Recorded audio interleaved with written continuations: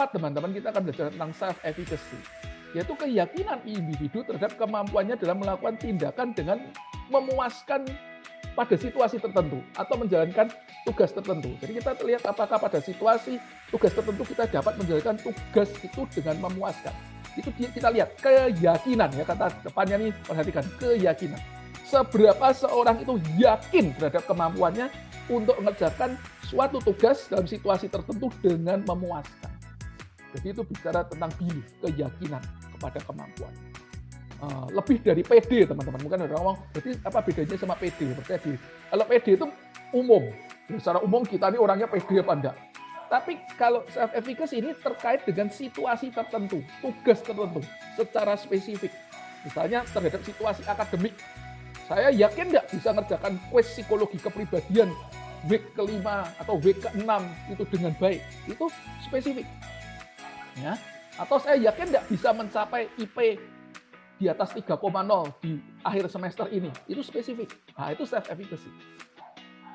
Nah, hal ini berbeda dengan outcome expectation, teman-teman. Kalau outcome expectation atau ekspektasi hasil itu merupakan perkiraan atau estimasi terhadap hasil yang akan diperoleh dari tindakan atau perilakunya. Nah, outcome expectation yang baik itu yang realistis. Ada individu, itu dia mungkin punya self-efficacy yang baik untuk melakukan tindakan tertentu, tapi outcome expectation-nya belum tentu sama tingginya, karena dia realistis. Contoh kalau individunya itu merasa, aku ini punya kemampuan untuk selling, untuk menjual barang. Aku yakin, saya kalau jual barang, orang itu pasti tertarik, pasti mau beli barang saya. Gitu ya. Namun, di dalam outcome expectation-nya, dia bisa memandang berbeda, kan dia realistis. Oke, saya ini memang cukup menarik untuk menjual barang, dan orang biasa akan tertarik untuk beli produk-produk yang saya tawarkan. Namun saat ini kondisinya pandemi.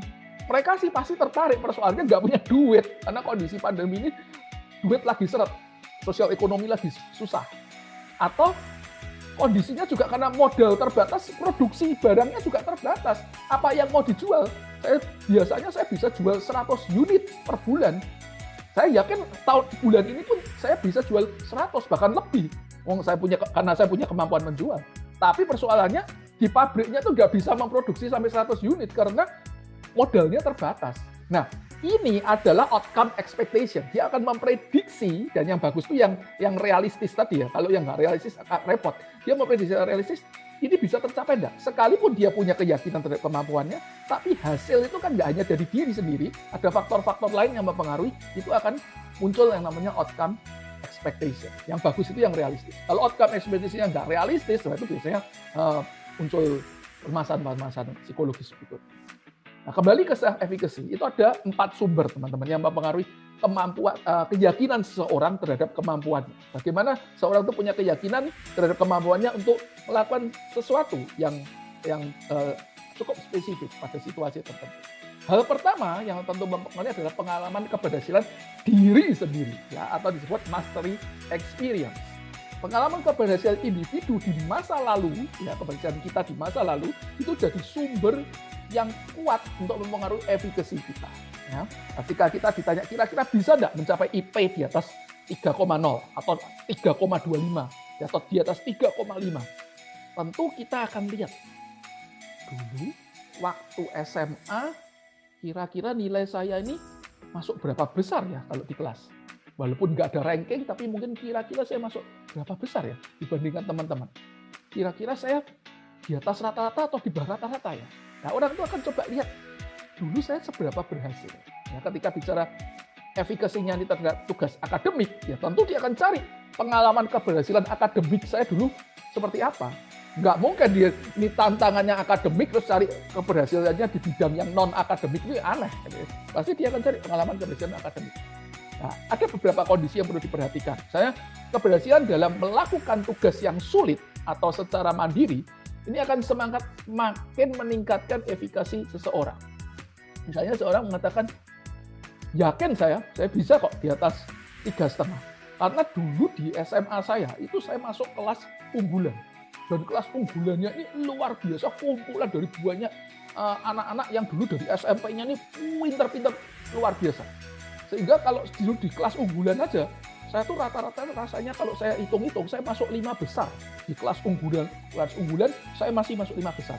Saya yakin rasanya saya bisa. Gitu. Jadi karena dia pernah mengalami satu tugas yang sulit, masuk kelas unggulan dan mengalahkan yang unggul-unggul itu, gitu ya. Jadi dia akan semakin yakin bahwa dia akan berhasil next ke depan. Karena dulu ada tugas yang sulit yang dia dilakukan. Kalau dulu berhasil, tapi ya saya dulu berhasil sih, nilai saya bagus. Tapi ya semestinya jujur nggak sulit. Wong nilai saya itu dulu di SMA tuh dikatrol sama guru saya. Karena guru saya itu masih tetangga dan juga keluarga saya sendiri gitu. Jadi ya dikatrol gitu nilainya. Ya itu akhirnya jujur dalam diri nggak muncul kan. Rasa keyakinan efikasi yang sebenarnya itu nggak muncul. Karena tidak secara murni melakukan tugas yang sulit. Yang berikutnya adalah kegagalan dalam melakukan satu tugas yang sudah diusahakan sebaik mungkin dalam kondisi atau emosi yang optimal, itu akan menurunkan efikasi. Coba bayangin teman-teman, saat kita pernah punya pengalaman, aku tuh pernah ada saat di mana aku tuh belajar itu sudah 7 hari 7 malam belajar, nggak berhenti dari pagi siang malam selama 7 hari. Terus saya istirahatnya juga cukup, walaupun kerja belajar full tapi tetap istirahat cukup, makan cukup. Saya rasa kesehatan saya prima waktu itu. Emosi juga saya kelola gitu ya, ambil nafas dalam, keluarkan, saya sudah kelola dengan baik. Belajar 7 hari full, kesehatan oke, emosi oke.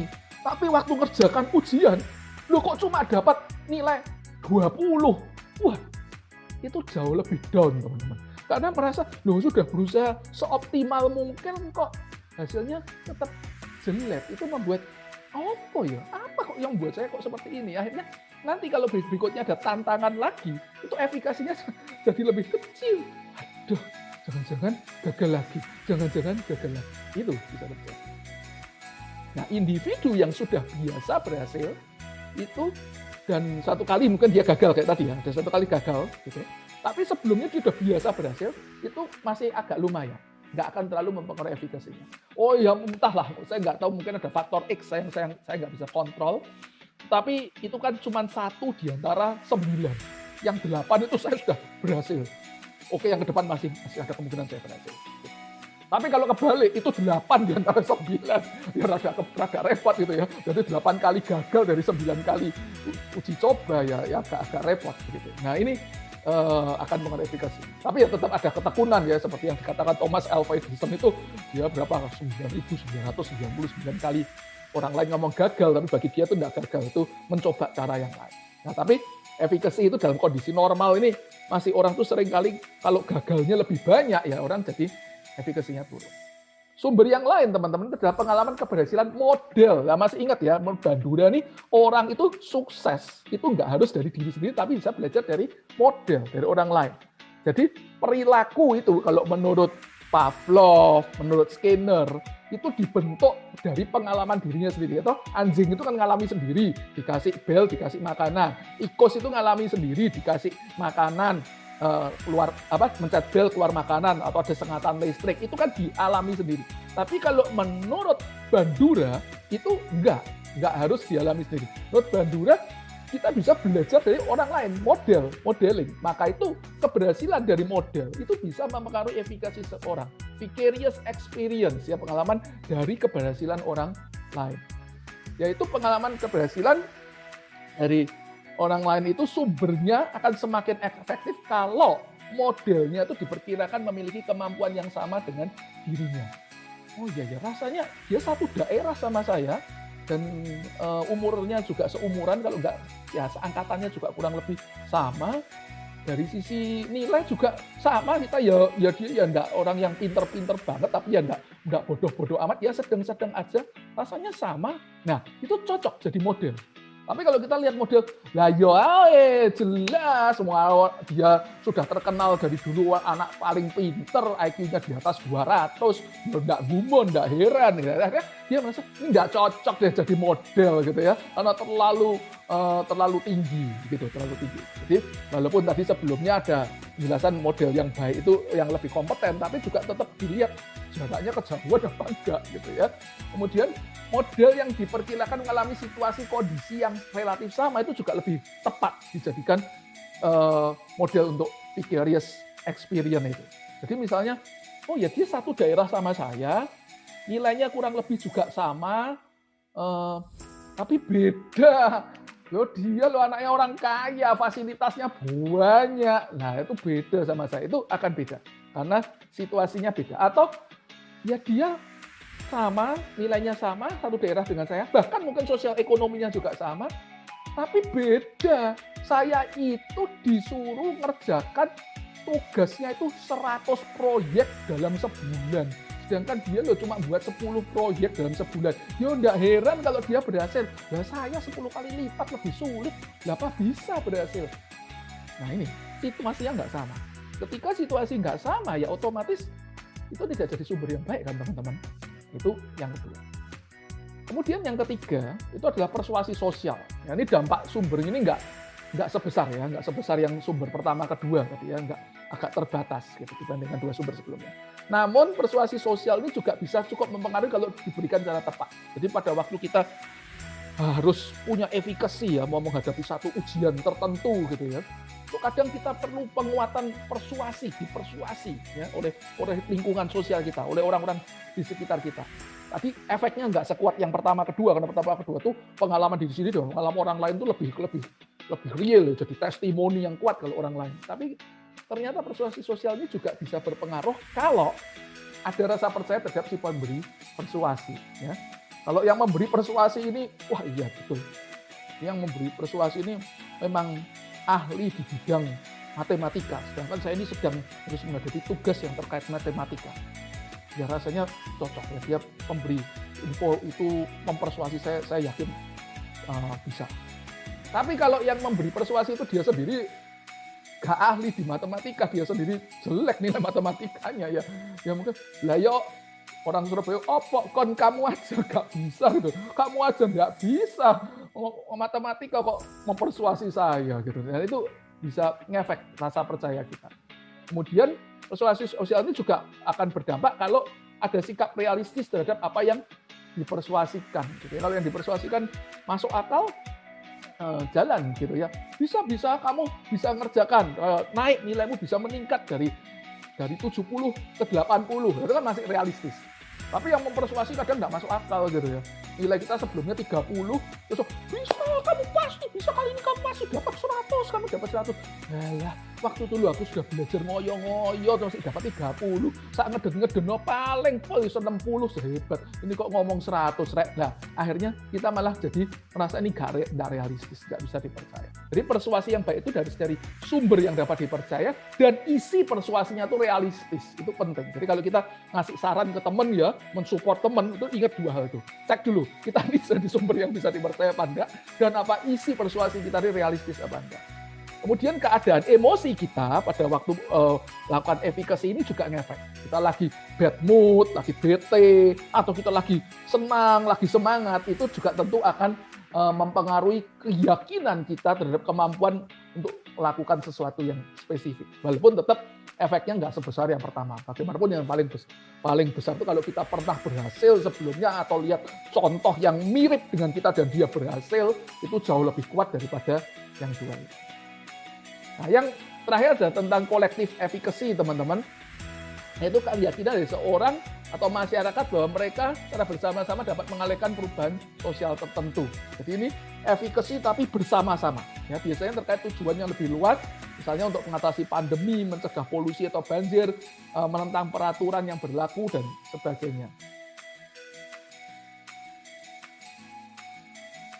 Nah, efikasi diri dan efikasi kolektif ini bersama-sama saling melengkapi untuk mengubah gaya hidup manusia, teman-teman. Ya, nah, contohnya di sini waktu awal pandemi mungkin tidak banyak orang yang memiliki efikasi untuk pakai masker, gaya hidup sehat dengan protokol kesehatan. Tetapi dengan banyaknya info media, sosialisasi, maka kita lihat juga ada model, ada juga ya orang yang bisa tahan pakai masker berjam-jam dan sebagainya, maka muncul kolektif, keyakinan bersama gitu, oke kita bisa mengatasi COVID ini dengan menjalankan protokol kesehatan. Dan akhirnya muncul efikasi diri bahwa saya juga bisa menjalankan protokol kesehatan. Awalnya dulu nggak yakin dah bisa pakai masker sampai berjam-jam, tapi akhirnya sekarang kita bisa melakukan. Nah ini adalah contoh kolektif efikasi. Makanya tadi yang di awal saya katakan pengaruhnya tuh saling mempengaruhi ya menurut Bandung. Termasuk perilaku kita pun itu bisa mempengaruhi lingkungan dan bisa mengaruhi person kita. Karena ketika jadi collective efficacy itu pengaruhnya bisa sampai ke lingkungan di sekitar. Oke teman-teman, sampai di sini semoga bermanfaat dan kita belajar memiliki efikasi diri yang lebih baik. Terima kasih.